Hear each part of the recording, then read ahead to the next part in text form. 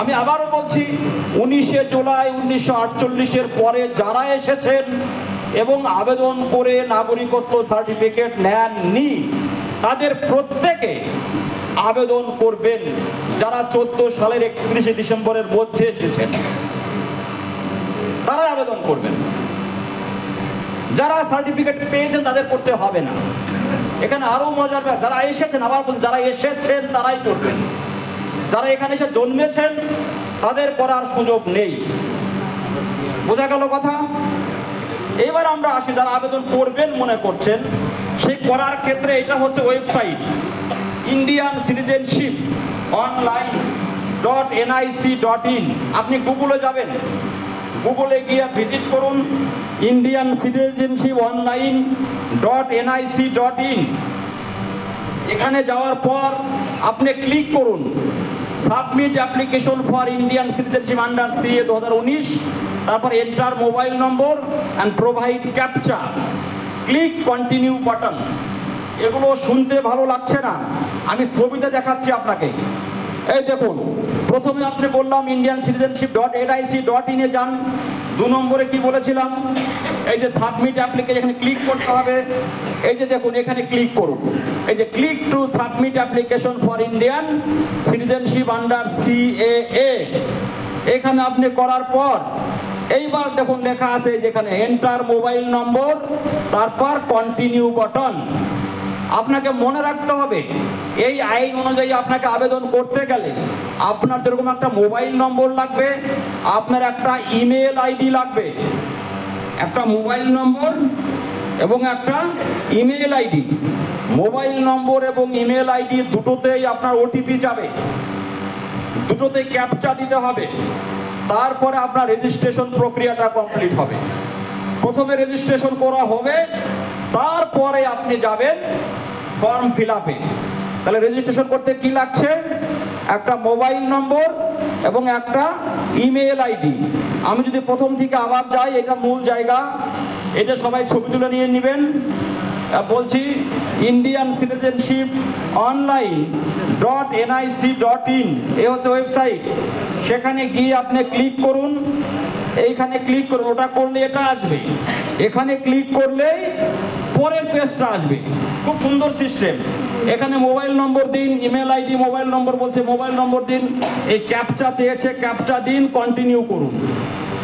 এরপরেই আবার দেখুন, এই যে আপনার নাম দেখেন চলে আসছে, নাম চলে আসছে। এবার ইমেল আইডি দিন, আবার মোবাইল নম্বর দিন, আবার ক্যাপচা দিন, সাবমিট করুন।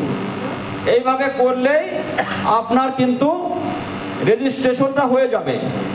রেজিস্ট্রেশন যখন হয়ে গেল, এইবার আপনি প্রশ্ন উত্তরে আপনি আসবেন। দেখুন, অনেকের কাছে প্রশ্ন থাকবে, কে কে আবেদন করবে। আবেদন কে করবে তার 1 নম্বর প্রশ্নতে পরিষ্কার করে লেখা আছে। কোশ্চেন থাকবে ইংরেজি এবং হিন্দিতে, ভালো করে বুঝে রাখুন। এই ফর্ম ফিল আপটা কোনো ক্যাফে গিয়ে করার চেষ্টা করে খুব একটা সুবিধা হবে না। এখানে যারা বসে রয়েছেন উদ্বাস্তু সমাজের যারা মানে ক্রিম অংশ, যারা ঠিক আছে, যারা প্রবুদ্ধ অংশ, আপনাদের কাছে করজোড়ে নিবেদন, এই কাজটাই আপনারা সহযোগিতা করতে হবে। আপনারা যদি সহযোগিতা না করেন, আমাদের গ্রামের সাধারণ মানুষ যারা বিরাট অংশের মানুষ, তারা কিন্তু ফর্ম ফিল আপটা করতে পারবে না। এই ফর্ম ফিল আপে আপনাদের সহযোগিতা করতে হবে।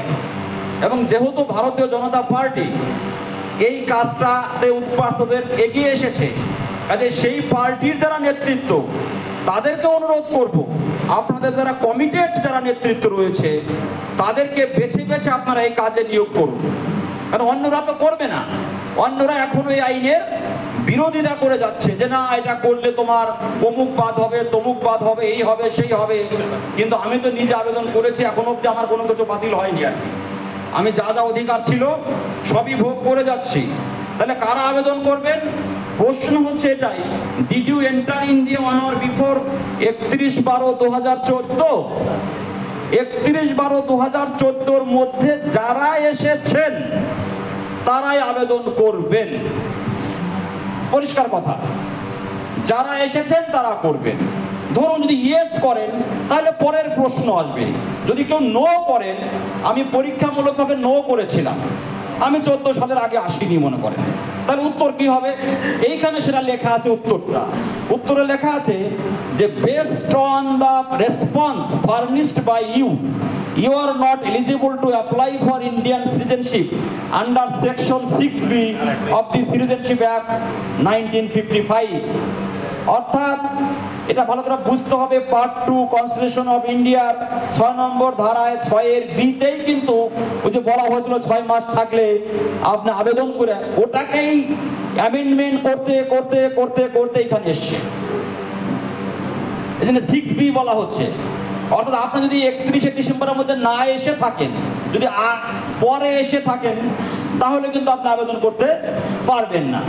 বা আপনার এখানে জন্ম হয়েছে, আপনার তো আসেননি, তাহলে আপনিও আবেদন করতে পারবেন না। যারা এসেছেন তারাই আবেদন করবেন। যদি আপনি ইয়েস বলেন, তাহলে পরের প্রশ্ন আসবে আপনি কোন দেশ থেকে এসেছেন। আপনার যে দেশে যদি আদার কান্ট্রি বলেন, তাহলে হয়তো উত্তরটা হবে না আপনার, কারণ আইনটি শুধুমাত্র এই 3টি দেশ থেকে আসা মানুষের জন্য। কি বুঝতে কি অসুবিধা হচ্ছে? পরের প্রশ্ন, এবার আপনি কোন ধর্মের মানুষ? আইনে পরিষ্কার এই 6টি ধর্মের লোকের জন্য আইন করা হয়েছে। যদি আপনি অন্য কমিউনিটির কথা বলেন, তাহলে কিন্তু হবে না, কারণ পরিষ্কার কথা। 14 সালের 31শে ডিসেম্বরের মধ্যে এসেছেন, বাংলাদেশ, পাকিস্তান, আফগানিস্তান থেকে এসেছেন, আপনি হিন্দু, শিখ, জৈন, বুদ্ধিস্ট, পার্সি, খ্রিস্টান, এদের মধ্যে কেউ, তারাই হচ্ছে, তাদের জন্যই আইন। এর বাইরে যারা বিভ্রান্তি ছড়াচ্ছেন বা বিভ্রান্ত হচ্ছেন, এই আইনের সঙ্গে তাদের কারো কোনো সম্পর্ক নেই। এই কথাটা আপনারা বুঝতে পারলেন তো? সমাজে গিয়ে এটা বলতে পারবেন তো? শুধু শুধু কথা বলে আমাদের যারা প্রতিবেশী রয়েছে, আমাদের মুসলিম ভাইরা রয়েছে, তাদেরকে খেপিয়ে তোলার, বিভ্রান্ত করার কোনো প্রয়োজন নেই। তারা যদি কথা বলতে চায় বলুন, আমি কথা বলতে রাজি আছি। এই আইনের সঙ্গে তাদের কোনো সম্পর্ক নেই। এই আইন কারো নাগরিকত্ব কেড়ে নিচ্ছে না, আপনার অধিকারও কেড়ে নিচ্ছে না। আপনি যা ভোগ করছিলেন, যেমন চেয়ারে বসে আছেন, তেমনই থাকবেন। তাহলে আমি বুঝতে পারলাম না এই আইন নিয়ে এত জটিলতার কারণটা কি। তাহলে জটিলতার কারণ হচ্ছে একটাই, যে উৎপাদকদের বিরুদ্ধে যখন আইন তৈরি হচ্ছে, তখন সবাই চুপ থাকছে। মানে উৎপাদকদের পক্ষে যখন আইন তৈরি হচ্ছে, তখন সিসি পড়ে যাচ্ছে। তবে আপনাদের ভালো হোক, এটা কে চায় আর কে চায় না, সেটা বোঝার মতো কি সাধারণ বুদ্ধি উদ্বাস্তু সমাজের নেই? যদি না থাকে, তাহলে উদ্বাস্তু সমাজের মুক্তি আগামী 1000 বছরও সম্ভব নয়। এটা মনে রাখবেন। আজকে 79 বছর আগে দেশ স্বাধীন হয়েছে, একটা দেশ ভেঙে 3টি দেশ হয়েছে, কিন্তু এখানে যারা বসে রয়েছেন, আপনারা এখন একটা দেশের নাগরিক হতে পারলেন না। বুঝতে পারছেন অবস্থা কোথায় আছেন? আপনার ভবিষ্যৎ প্রজন্ম কোথায় যাবে ভাবতে পেরেছেন একবার? আজকে স্বাধীনতা দিবসে আলোচনার প্রাসঙ্গিকতা এখানেই, এটা ভাবতে হবে। 79 বছর আগে আমরা ছিন্নমূল হওয়া শুরু হয়েছিলাম, 79 বছরও সমস্যার সমাধান হলো না। আজকে সেই সমস্যার সমাধান করতে এগিয়ে এসছে নরেন্দ্র মোদীজির নেতৃত্বাধীন ভারতীয় জনতা পার্টির সরকার। এটা বলতে কোনো দ্বিধা নেই, দ্বিধাহীন ভাবে সেটা বলা যায়। এবার পরের প্রশ্ন, আপনার এসব প্রশ্নই নাই কোনো, যে আপনি কি ইন্ডিয়ান অরিজিন? যদি আপনি ইন্ডিয়ান অরিজিন হন, তাহলে তো ব্যাপারটা আলাদা হবে। আমরা ইন্ডিয়ান অরিজিন হলে বারে বারে প্রশ্ন করে আপনাকে ক্লিক করা হচ্ছে, পরীক্ষা করা হচ্ছে। ইন্ডিয়ান অরিজিন হলে তাহলে আমাদের তো আবেদন কেন করব? উত্তরটা নো হবে যে কারণে। এই ছেলে এই দিক থেকে করো, ঠিক আছে। এইবার পরের প্রশ্ন খুব গুরুত্বপূর্ণ, আপনার কি ম্যারিটাল স্ট্যাটাস কি আছে? আপনি কি বিয়ে করেছেন? বিয়ে করলে কাকে করেছেন? আপনি কি ইন্ডিয়ান সিটিজেনকে বিয়ে করেছেন? যদি ইন্ডিয়ান সিটিজেনকে বিয়ে করে, তাহলে উত্তর আপনি ইয়েস দিতে হবে। ইয়েস যদি আপনি দেন, তাহলে আপনার কিন্তু ফরম্যাটটা চেঞ্জ হয়ে যাবে তখনই। সেই ক্ষেত্রে আপনার 3 A আন্ডার সেকশন 5(1)(c) তে হবে। আমরা সার্ভে করে দেখেছি, বেশিরভাগ অ্যাপ্লিক্যান্ট যারা বিয়ে করেছে বাংলাদেশি মেয়েকেই, যারা উদ্বাস্তু, তাদের ক্ষেত্রে নো করলে তারা হবে 8A। অর্থাৎ আপনাকে শুধু সঠিকটা বলবেন, ইয়েস না নো, অসুবিধা কিছু নাই। যদি ইয়েস আপনি বলেন যে ইন্ডিয়ান নাগরিককে বিয়ে করেছেন, তাহলে ইন্ডিয়ান নাগরিককে বিয়ে করার জন্য মুখে বললে তো হবে না, তাহলে তার জন্মের প্রমাণপত্র লাগবে, জন্ম সার্টিফিকেট অথবা ইন্ডিয়ান পাসপোর্ট। অন্য কোনো অপশন চলবে না, স্কুলের অ্যাডমিট চলবে না। ওখানে দুটো অপশন দেওয়া আছে, হয় বার্থ সার্টিফিকেট অথবা ইন্ডিয়ান পাসপোর্ট, এই দুটার একটা। আর একটা হচ্ছে ম্যারেজ রেজিস্ট্রি সার্টিফিকেট। যারা ভারতীয় মেয়েকে বিয়ে করেছেন, যদি রেজিস্ট্রি না করে থাকেন তারা রেজিস্ট্রি করে নেবেন। যদি জন্ম সার্টিফিকেট না থাকে তাহলে ইন্ডিয়ান পাসপোর্ট করিয়ে নেবেন, তবে ফর্ম ফিল আপ করতে পারবেন। এইবার আপনারা আসুন, এগুলো আপনারা বুঝতে পারছেন না কি লেখা আছে। আমি এটাকে হাতে লিখে নিয়েছি। এখানে লেখা আছে application for naturalisation as a citizen of India under section 6B। এই যে খুলে গেল, কি কাজ করেছিস রে? আচ্ছা, ওটা দেখা যাচ্ছে? ওটা দেখা যাবে না, অত স্পষ্ট হবে না, স্পষ্ট হবে না। লাগিয়ে দাও, লাগিয়ে দাও, লাগিয়ে দাও। দেখুন, অ্যাপ্লিক্যান্ট ডিটেইল, যিনি আবেদন করছেন তার বিস্তারিত, যিনি আবেদন করছেন তার ঠিকানা, ফ্যামিলি ডিটেইলস, ক্রিমিনাল প্রসিডিংস। আমি এটা ক্রিমিনাল প্রসিডিংসে কালো আছে কেন? সিস্টেমটা হচ্ছে এমন যে আপনি যেটা যেটা ফিল আপ করবেন সেটা সবুজ হয়ে যাবে, যেটা ফিল আপ করবেন না সেটা কালো থেকে যাবে। এইটাতে যার ফর্ম ফিল আপ করা হয়েছে তার বিরুদ্ধে কোনো ক্রিমিনাল প্রসিডিং ছিল না, জন্য ওখানে হাত দেওয়া হয়নি। যদি এই কারণে আপনার বিরুদ্ধে কেউ ক্রিমিনাল প্রসিডিংস হয়েও থাকে, আপনি দ্বিধাহীনভাবে সেটা লিখে ফেলুন। আপনার বিরুদ্ধে কি মামলা হয়েছে, কবে হয়েছে, কি হয়েছে লিখুন। আইন তো বলে দিয়েছে ক্রিমিনাল প্রসিডিংস হলেও এই আইনে আবেদন করে নাগরিকত্ব পাকা হলে ওটা সঙ্গে সঙ্গে অ্যাপেটেড হয়ে যাবে, বাতিল হয়ে যাবে। ওটার জন্য আপনাকে আবেদন করা থেকে কেউ আটকাতে পারবে না, এবং ওটার জন্য আপনার আবেদন রিজেক্টও হবে না। তাহলে উদ্বাস্তু সমাজকে প্রোটেকশন আপনি বলুন আর কিভাবে একটা আইনে দেওয়া যেতে পারে। এটা হয়ে যাওয়ার পর আপনি দেখবেন কি আছে, এটাও বুঝতে পারবেন না। আমি এখানে লিখেছি অ্যাপ্লিক্যান্ট ডিটেইলসে কি লাগবে, এডিট কথাটা লেখা আছে, কারণ এইটা ফিল আপ করার পর জমা দেওয়ার আগে আপনি মনে করলে এডিট করতে পারবেন। আপনার নাম, যদি ডাক নাম থাকে, জেন্ডার, ডেট অফ বার্থ, এগুলো বলে আমি আর সময় নষ্ট না করলাম। বুঝতেই পারছেন, যা যা চেয়েছে সব দিতে হবে আপনাকে। এবার এটাও দেখা যাচ্ছে না, আমি এখানে দেখাচ্ছি অ্যাপ্লিক্যান্ট ডিটেইলস। আবার ম্যারিটাল স্ট্যাটাস, বিয়ে করেছেন, ম্যারিড, আনম্যারিড, ওখানে একটা দেখবেন, ক্লিক করলে দুটো আসবে। তাহলে স্পাউসের নাম, অর্থাৎ স্বামী স্ত্রী যার হবে তার নাম দিতে হবে, কবে বিয়ে করেছেন তার ডেট, হ্যাঁ, কোথায় বিয়ে হয়েছে, কোন দেশের নাগরিককে বিয়ে করলেন। যদি চাকরি করে থাকেন, দেখুন এখানে ইউর এমপ্লয়ার ডিটেইলস, আপনি যার আন্ডারে চাকরি করেন তার নাম দিতে হবে না, তার পদের নামটা দিতে হবে। স্কুল মাস্টার হলে তাহলে যদি is applicant in service, yes no আসবে, এখানে ক্লিক করলে ইয়েস নো আসবে। এমপ্লয়ার অ্যাড্রেস, সিটি, টাউন, এগুলো দিতে হবে। পাসপোর্ট, রেসিডেন্সিয়াল ডিটেইলস, কবে ভারতবর্ষে এসেছেন। এবার আপনারা বলবেন কবে এসেছে, আমার তো মনে নেই। আপনাকে প্রমাণ দিতে হবে না কবে এসেছেন, আপনি যেদিন বলবেন লিখবেন সেই দিন থেকে আপনাকে নাগরিকত্ব দেওয়া হবে। আবার বলছি, ডেট অফ এন্ট্রি, আপনার কাছে কোনো প্রমাণ চাইছে না, কিন্তু আপনি যেদিন লিখবেন সেই দিন থেকেই আপনাকে নাগরিকত্ব দেওয়া হচ্ছে বা হবে। এ নিয়ে কোনো দ্বিধার কোনো জায়গা নেই। এবার আরো কিছু প্রশ্ন আছে, এগুলো গদের প্রশ্ন, বিস্তারিত ব্যাখ্যা করার কোনো প্রয়োজন নেই। এইটা একটা প্রশ্ন আপনার ভাষা, যে 8 শিডিউল অনুযায়ী ভারতবর্ষে কতগুলি ভাষা আছে, তার মধ্যে কোন ভাষায় আপনি লিখতে পড়তে জানেন। আমরা বাঙালি, বাংলা লিখবো, পরেরটাতে কোনো অপশন নেই, এখানে আপনাকে লিখতে হবে reasons for which applicant wishes to acquire citizenship of India, অর্থাৎ আপনি ভারতের নাগরিকত্ব পেতে চাইছেন কেন। এটা উত্তর আপনার ইচ্ছে মতো লিখতে হবে। আপনি বলতে পারেন যে আমার বোন ধর্ষিত হয়েছিল, ভয়ে পালিয়ে এসেছি, তাই আমি ভারতে থাকবো। আমি যদি এটা লিখি তাহলে বলা যায় না, পরে যদি চায় তাহলে প্রমাণ দিবেন একটা।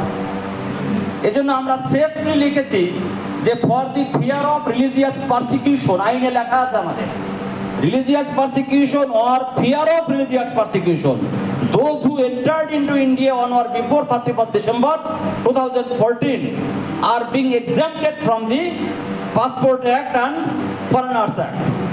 অর্থাৎ আমরা যারা ধর্মীয় অত্যাচারের ভয়ে এসেছি এবং আমরা ভারতবর্ষে স্থায়ীভাবে নাগরিক হিসাবে বাঁচতে চাই, যেটা আমাদের মাননীয় সাংসদ জয়ন্ত রায় বললেন, বিকশিত ভারত করবার জন্য আপনাদের পার্টিসিপেশন দরকার।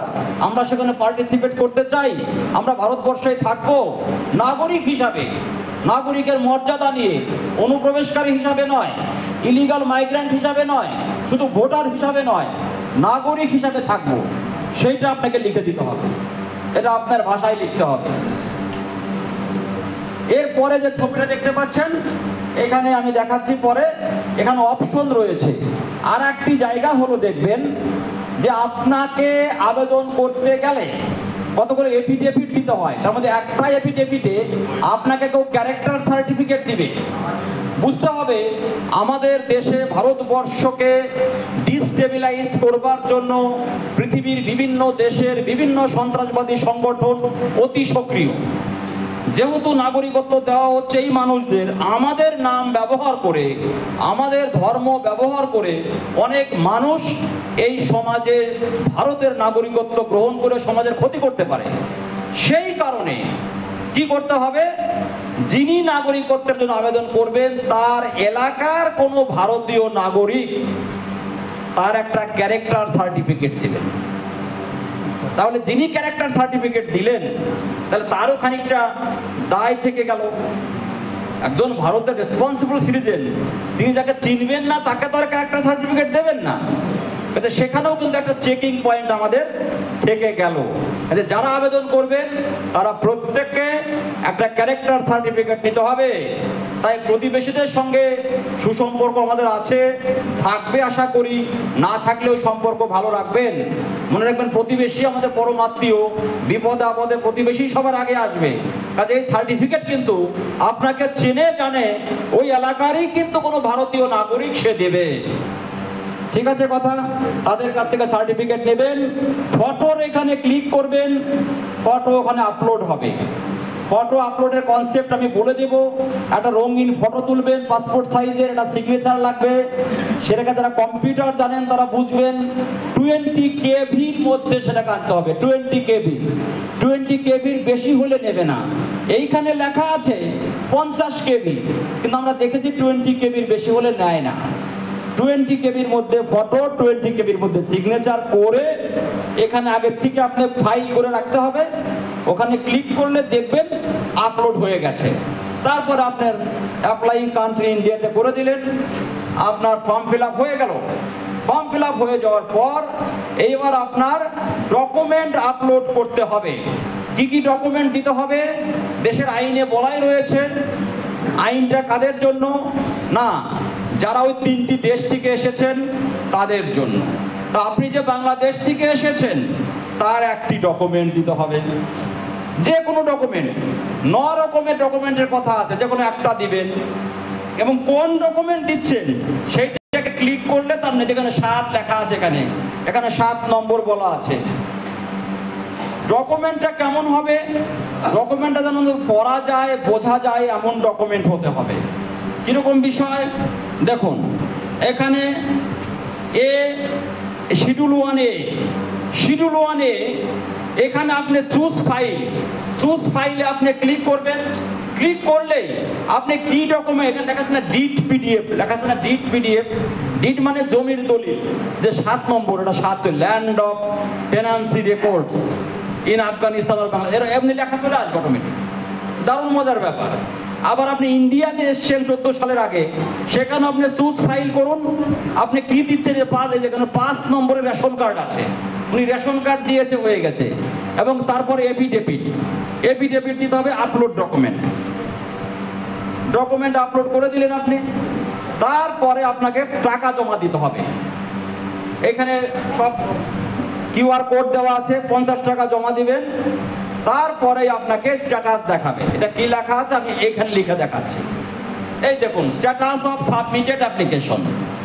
এখানে জমা দেওয়ার সঙ্গে সঙ্গে MHA file number, ministry of home affairs, আপনার একটা ফাইল নম্বর আসবে, নেম অফ দি অ্যাপ্লিক্যান্ট আসবে, সাবমিটেড অ্যাপ্লিকেশন অনলাইনে যে এইখানে আপনি যদি ক্লিক করেন, আপনি যে অ্যাপ্লিকেশনটা জমা দিয়েছেন সেটা ডাউনলোড করতে পারবেন। আপনি এখানে অ্যাপ্লিকেশন করলে মানি রিসিপ্ট পাবেন। এখানে অ্যাপ্লিকেশন ক্লিক করলে যা যা জমা দিয়েছেন সেটা দেখতে পাবেন। আর এখানে লেখা আছে এই যে আপনি মোবাইল নম্বর এবং ইমেল আইডি দিয়েছেন, সেইখানে আপনাকে মেসেজের মাধ্যমে, মেলের মাধ্যমে জানানো হবে কবে, কোথায়, কখন আপনাকে ডাকা হবে ভেরিফিকেশনের জন্য, ডকুমেন্ট ভেরিফিকেশনের জন্য। এখানে ডকুমেন্ট ভেরিফিকেশনের ক্ষেত্রে আপনাদেরকে বলি, প্রত্যেক জেলার হেড পোস্ট অফিসে ডাকা হয়। হেড পোস্ট অফিসে যিনি সুপারিনটেন্ডেন্ট অফ পোস্ট এবং জেলার যিনি আইবি থাকেন, তিনি একদম রেলওয়ে একজন অফিসার থাকেন। এবার আইবিরা, এটা আমি জয়ন্তদা আছে, আমার ডক্টর জয়ন্তবাবুর দৃষ্টি আকর্ষণ করবো একটু পরে। আমি এই দেখুন কি কি ডকুমেন্ট লাগবে আবার পরিষ্কার করে বলছি। Document to be attached with the application by the applicant. 3 রকমের application, schedule 1A, 1B, 1C। 1A তে কি আছে যেটা এখন মুখে বললাম। শিডিউল 1A এর কথার মানেই হচ্ছে to prove that the applicant is a national of Afghanistan, Bangladesh or Pakistan. 9টি ডকুমেন্ট আছে। এটা হচ্ছে প্রথমে হচ্ছে পাসপোর্ট, কপি অফ পাসপোর্ট, যারা পাসপোর্ট করে এসেছিলেন সেটা কপি থাকলেই হবে। 2 নম্বর রেজিস্ট্রেশন সার্টিফিকেট। অনেকে রেজিস্ট্রেশন সার্টিফিকেট দেখে ভাবে এটা বোধহয় আমার সিটিজেনশিপ সার্টিফিকেট, ব্যাপারটা তা নয় কিন্তু। FRRO বা FRO আপনাকে একটা রেজিস্ট্রেশন সার্টিফিকেট দিয়েছিল, সেইটা দেখিয়ে আপনি আবেদন করতে পারেন। সেখানে দেখবেন আপনার বাংলাদেশের ঠিকানা লেখা আছে। Birth certificate, school certificate or educational certificate issued by the school, college or university. Identity certificate document, Bangladesh, Pakistan, Afghanistan. এগুলো লাগবে। Any licence, land or tenancy record, জমির জমার রেকর্ড হবে। 8 নম্বর যেটা মাস্টার মশাইকে বলছিলাম খুব গুরুত্বপূর্ণ, any document that shows that either of the parents or grandparents or great grandparents of the applicant is or had been a citizen of India of one of the 3 countries। মানেটা কি? Is or had been. ধরুন আজকে একটি ছেলে, এটা আমাদের উদ্বাস্তব জীবন, এটা সত্যি কথা, আজকে একটি ছেলে এখানে চাকরি করে, তার বাবা এখনো বাংলাদেশে থাকে, এরকম অনেকেই আছে। তাহলে সে কি আবেদন করবে না? সেও আবেদন করবে। তার বাবার দেওয়া ডকুমেন্ট আজকে আনলেও হবে, কিন্তু যিনি আবেদন করবেন তিনি 14 সালের আগে এসছেন সেটা দেখাতে হবে। আমি কি বোঝাতে পারলাম কথাটা? আর হ্যাড বিন মানে, আমি যখন 52 সালে ডকুমেন্ট নিয়ে এলাম আমার ঠাকুরদা, আগে ছিল, এখন থাকে না কেউ, কিন্তু আমার আগে ছিল, সেই ডকুমেন্টটা দিলেও হবে। এই সমস্ত ডকুমেন্ট যদি ভ্যালিডিটি কোনো কোশ্চেন নাই, কোনো শুধু দেখালেই হবে। এইবার আসুন এইখানে এই জায়গাটাতে আমি আমাদের শ্রদ্ধেয় এমপির খুব গুরুত্বপূর্ণ ভূমিকা এখানে পালন করতে পারে। আমার বিশ্বাস আমাদের ডক্টর জয়ন্ত কুমার আমাদের মধ্যে আছেন, যিনি সিএ আইনের একজন শরিক। দেখা যাচ্ছে অনেক জায়গাতে আইবির লোকেরা প্রশ্ন করছে অরিজিনাল ডকুমেন্ট দেখান। এবার অরিজিনাল ডকুমেন্ট দেখানো সম্ভব নয়, তার জন্য government of India, ministry of communication, department of post, দেখবেন 25/9/24 একটা সার্কুলার এসছে। সেই সার্কুলারটা আমাদের অসীমদা বলে চেপে রাখা ছিল। আমরা জানতাম না কি ডকুমেন্ট দিব, অরিজিনাল নাকি জেরক্স হলেও চলবে। আমি এমন কোনো নেতার জিজ্ঞাসা নাই যে তাকে ফোন করিনি, কেউ উত্তর দিতে পারিনি। কিন্তু যে স্বয়ং চেষ্টা করে ঈশ্বর তার সহায় হয়, আমরা ছোটবেলায় শুনেছি, সেটা আমার জীবনে ঘটেছে। আমি খুঁজতে খুঁজতে এই ডকুমেন্টটা পেয়েছি। এখানে পরিষ্কার লেখা আছে, it is not mandatory two insist for original document during document verification. কোনো ম্যান্ডেটরি নয়। আমি জয়ন্তদাকে রিকোয়েস্ট করব যে এমপির সেই ক্ষমতা আছে, আপনি সুপারিনটেন্ডেন্ট অফ পোস্ট এবং সেন্ট্রাল আইবির যিনি চিফ জেলাতে, তাদের সঙ্গে ডকুমেন্ট ভেরিফিকেশনের আগে যদি সম্ভব হয় ব্যক্তিগত স্তরে একটু কথা বলুন যে আমরা ডকুমেন্ট দিয়ে আবেদন করব, নাগরিকত্ব নিতে চাই সৎভাবে।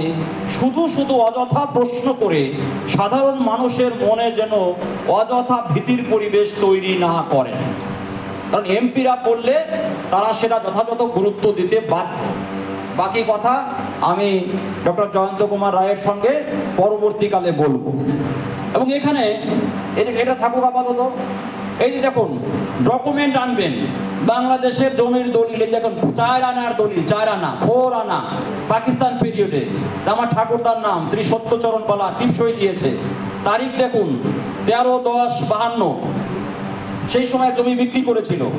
সেখানে দলিলের প্রথম পৃষ্ঠা আনলে হবে না, সেকেন্ড পেজটাও আনবেন। মনে রাখবেন, যারা আপনাকে ভেরিফিকেশন করছে তারা সরকারি চাকরিজীবী।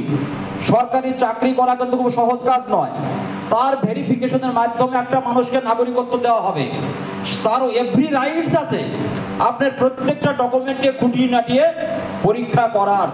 কারণ তার হাত দিয়ে যদি একটা ভুল নাগরিকত্ব পেয়ে যায় তাহলে তার জন্য তাকে কিন্তু জবাবদিহি করতে হবে।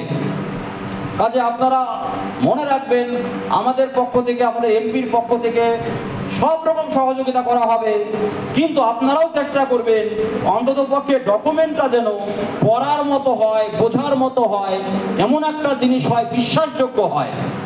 একেবারে কোনো একটা সাদা কাগজ দেখে দিলেন বাংলাদেশ লেখা, কেন নেবেন না, শুধু ঝামেলা করলে হবে না। আপনি ডকুমেন্ট বিতে আসুন, তাহলে এটা হচ্ছে একটা 1 অফ দি ডকুমেন্ট, শিডিউল 1 এর এক্সাম্পল। বিতে আসুন, এটা ভারতীয়দের যে কোনো একটা, এগুলো নিশ্চয়ই বিস্তারিত বলা দরকার নাই, আমি হাইলাইট করেছি। Aadhaar card, driving licence, ration card, birth certificate, অনেক কিছু আছে। এই দেখুন প্যান কার্ডের ডেট, ব্যাংকের details, elected member of any rural urban body, এইটা অনেকে অনেক রকম, এটা মনে রাখবেন। এখন ইউটিউবের জামানায় এখন হঠাৎ করে দেখতে পাচ্ছি সিএ বিশেষজ্ঞ প্রচুর লোক হয়ে গেছে আর কি। আমি জানি না এটা কোনো পলিসি কিনা। এরা কিছু কথা ঠিক বলছে, কিছু কথা এমনভাবে ঘুরিয়ে দিচ্ছে, ওটা শুনে মানুষ বিভ্রান্ত হচ্ছে, তো ভয়ঙ্কর ব্যাপার। ধরুন এখানে বলা আছে certificate issued by an elected member of any rural or urban body or officer thereof a revenue officer. এখন আমার জয়ন্তদা এমপি আছে, আজকে যে লোকটা 24 সালে বাংলাদেশ থেকে এলো, আমার জয়ন্তদা তাকে সার্টিফিকেট দিবে? তাহলে সে হয়ে যাবে? এটা কেমন করে হবে? তাহলে 14 সালের আগে যিনি এসেছেন, তাহলে 14 সালের আগে যিনি এমপি ছিলেন, 14 সালের আগে যিনি এমএলএ ছিলেন, যিনি চেয়ারম্যান ছিলেন, প্রধান ছিলেন, যার কাছ থেকে বিভিন্ন সময় আমরা তো সার্টিফিকেট নিয়ে থাকি, সেই সার্টিফিকেট যদি দাখিল করি আমি, আমার মনে হয় সেটাই বলা আছে এখানে। অযথা যদি চাপ তৈরি করে জনতা সার্টিফিকেট দিলেই হয়, দিচ্ছে না, এটা বললে কিন্তু হবে না। এটা ভালো করে বুঝবেন। অনেকে বলছে না এখন দিলেই হবে, আর তাই যদি হয় তাহলে বাংলাদেশ থেকে যারা আসছে সবাইকে জনতা সার্টিফিকেট দিয়ে দেবে বসে বসে আছে। আমাদের অসীম সরকার, শান্তনু ঠাকুর সারাদিন সার্টিফিকেট দেবে, সেটা কি হয়? দেশের আইনে তাই বলছে, আইনটাকে বুঝতে হবে। দেখুন service, employment, provident fund, school living certificate, অনেক কিছু আছে, municipality trade licence, marriage certificate, অর্থাৎ 14 সালের আগে আপনি বিয়ে করেছেন, সেই সার্টিফিকেট দেখালেও প্রমাণ হচ্ছে যে আপনি 14 সালের আগে, অর্থাৎ লাস্টে দেখুন লেখা আছে document should establish that the applicant had entered India on or before 31/12/14। অর্থাৎ যত কিছুই প্রমাণ দিন না কেন আপনারা, এই যে কি হলো, আপনাদেরকে অস্বস্তিতে লাগছে, বেরিয়ে যাচ্ছেন কি আপনারা? তাহলে দরজাটা খুলে দেন, যারা যাবে তাদের যেতে দেন। তাহলে আপনাকে প্রমাণ করতে হবে 14 সালের আগে আপনি এসেছেন যে কোনো ভাবে। এবার আপনি আসুন গ্রুপ সি, ডকুমেন্ট সিতে কি লাগবে? এই এফিডেভিটটা সকলকেই দিতে হবে, এটা ভালো মনে রাখুন। উকিলের কাছে গেলে যারা উকিল বাবুরা আছেন তারা এখানে আমাদের সাহায্য করবেন। আমাদের লোকেরা, মতুয়া মহাসংঘের লোকেরা বা অন্যান্য যারা ডেডিকেটেড ভলান্টিয়ার আছে তারা এই কাজটা আমরা করে দিব। আমরা 10 টাকার স্ট্যাম্পে আমরা ছাপিয়ে দিব, নাম লিখবে, বাবা মায়ের যেটা হবে না সেটা কাটা দিতে হবে, ঠিকানা লিখবো। আবার এই যে দেখুন এখানে আফগান কাটা, পাকিস্তান কাটা, আমি বাংলাদেশি তাই বাংলাদেশটা রয়েছে। এখানে হিন্দুটা আছে, শিখ, বুদ্ধি, জৈন, পার্সি, খ্রিস্টান কাটা। তো যেটা হবে সেটা থাকবে, যেটা হবে না সেটাকে স্ট্রাইক আউট করতে হবে। আমি অ্যাপ্লিক্যান্ট এন্ড ওয়াজ রিসাইডেড অ্যাট, কোথাকার নাগরিক ছিলাম, ফুল right full postal address in that country, that country মানে বাংলাদেশ। আমি যে দেশে ছিলাম সেই দেশের ফুল পোস্টাল অ্যাড্রেস লিখতে হবে, এবং আমি কবে ঢুকেছি ভারতবর্ষে ডেট, মান্থ অ্যান্ড ইয়ার লিখতে হবে। ডেপোনেন্টের উপরে একটা সিগনেচার হবে যিনি অ্যাপ্লিক্যান্ট। এইটা উকিল বাবুদের কাছে গেলে উকিল বাবুরা ভেরিফাইড করে ডেট ফেট বসিয়ে, স্ট্যাম্প বসিয়ে নোটারি করে দেবেন। এটা হচ্ছে একটা সেলফ ডিক্লারেশন দিতে হবে প্রত্যেক অ্যাপ্লিক্যান্টকে, অর্থাৎ ওটাও কম্পালসারি সকলের জন্য, এটাও কম্পালসারি। এটা হচ্ছে আপনার নাম, বাবার নাম, ঠিকানা, এবং এখানে অ্যাপ্লিকেশন লিখবেন। ঠিকানা মানে এখানকার ঠিকানা, কোথায় বাস করছেন সেটা লেখা সিগনেচার করে দিবেন, উকিল বাবুরা সেটাকে নোটারি করে দেবে। এটা হচ্ছে ক্যারেক্টার সার্টিফিকেট, অর্থাৎ আপনার কোনো ভারতীয় নাগরিকের কাছ থেকে ক্যারেক্টার সার্টিফিকেট নিতে হবে, যে অ্যাপ্লিক্যান্টের নাম, যিনি সার্টিফাই করছেন তার নাম, তার বয়স, তার অকুপেশন, বাবার নাম, ঠিকানা, এবং যিনি সার্টিফিকেট দিচ্ছেন তার নাম কিন্তু আবেদনপত্রে লেখা থাকবে। কাজে আবেদনকারী সম্পর্কে তার সার্টিফিকেশন, এটা কিন্তু একটা গুরুত্বপূর্ণ তথ্য, এটা মনে রাখতে হবে। এই যে দেখো, অনেকে বুঝতে পারে না স্ট্যাম্প পেপার কাকে বলে। এই 10 টাকা আমাদের আইনে লেখা আছে, কিন্তু 10 টাকার স্ট্যাম্পই দিবেন। 10 টাকার কমও নয়, বেশিও নয়। 10 টাকার এরকম আপনি যে এলাকায় বাস করেন সেই এলাকার যেখানে রেজিস্ট্রি অফিস, সেই রেজিস্ট্রি অফিসে গিয়ে স্ট্যাম্পের পিছনের পাতায় আপনার নাম, ঠিকানা লেখা থাকবে, সেইটা নিয়ে আসবেন কিনা। অর্থাৎ এক একটা অ্যাপ্লিক্যান্টকে 3টি করে অ্যাফিডেভিট লাগে। আমরা প্রত্যেকটা 4টা করে স্ট্যাম্প কেনার কথা বলি।